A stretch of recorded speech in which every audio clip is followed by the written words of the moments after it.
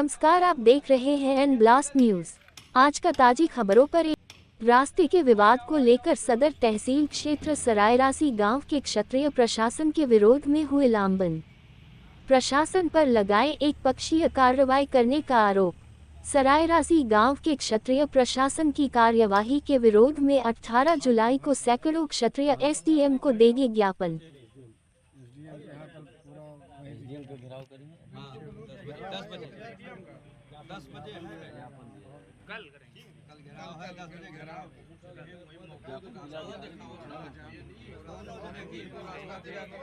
मिला है और हम प्रधानपति रणधीर सिंह लल्ला, हमारी श्रीमती जी प्रधान हैं अनीता सिंह।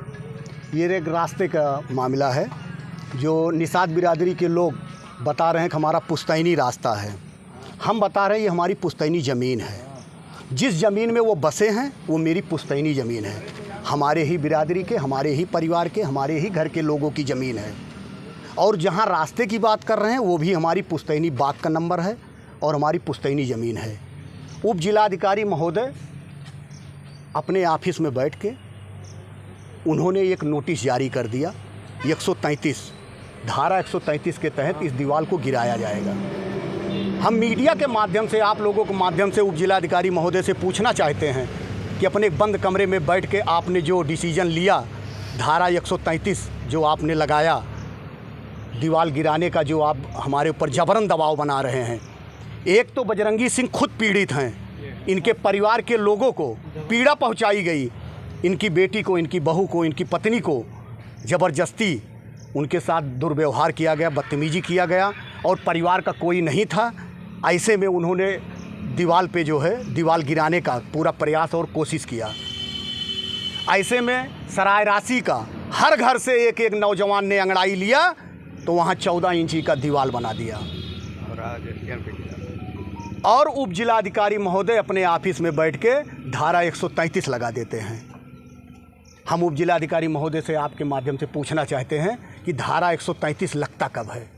जब वो आम सामाजिक रास्ता होता है तभी धारा 133 लगता है। मेरे पुश्तैनी ज़मीन पे, मेरे बाग के नंबर पे, मेरी खतौनी के नंबर पे वो धारा 133 नहीं लगा सकते हैं। इस धारा 133 को हटाने के लिए, खारिज करवाने के लिए कल हम लोग हज़ारों हजार की संख्या में उप जिलाधिकारी महोदय के समक्ष पहुँचेंगे, अपना उनको ज्ञापन देंगे। अगर 19 तारीख को डेट पड़ी है, अगर 19 तारीख को धारा 133 अगर वो हटा लेते हैं तो ठीक है, नहीं तो फैजाबाद के हर चौराहे पे हज़ारों हजार नौजवान क्षत्रिय अंगड़ाई लेगा। इसका तस्वीर कुछ और ही होगा जो देखने और बताने के काबिल नहीं रहेगा। और रही बात रास्ते की, तो हम ग्राम प्रधान हैं और प्रधान प्रतिनिधि हैं।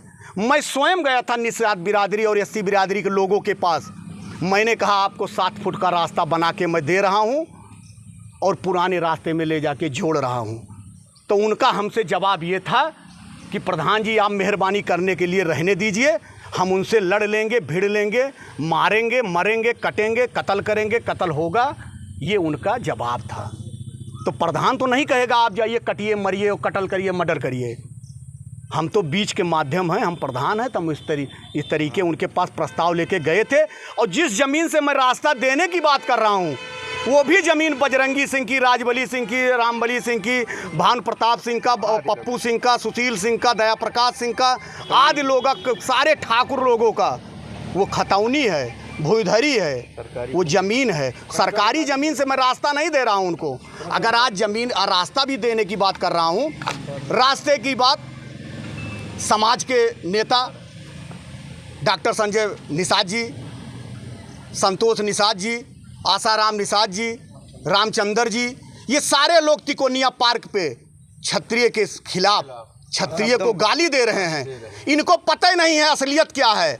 असलियत यह है कि उनका रास्ता बंद ही नहीं किया गया। अगर बंद किया गया है तो उसके एवं में उनको रास्ता है। उनको एक बार पूछना चाहिए था, अगर आपका रास्ता बंद हो गया है तो किस रास्ते से आप आए यहाँ धरना देने? वो कौन सा रास्ता है जिस रास्ते से आप धरना देने आए हो? नाम बताइए। मैं रणधीर सिंह लल्ला, सरायरासी प्रधान प्रतिनिधि, हमारी श्रीमती जी अनीता सिंह ग्राम प्रधान हैं।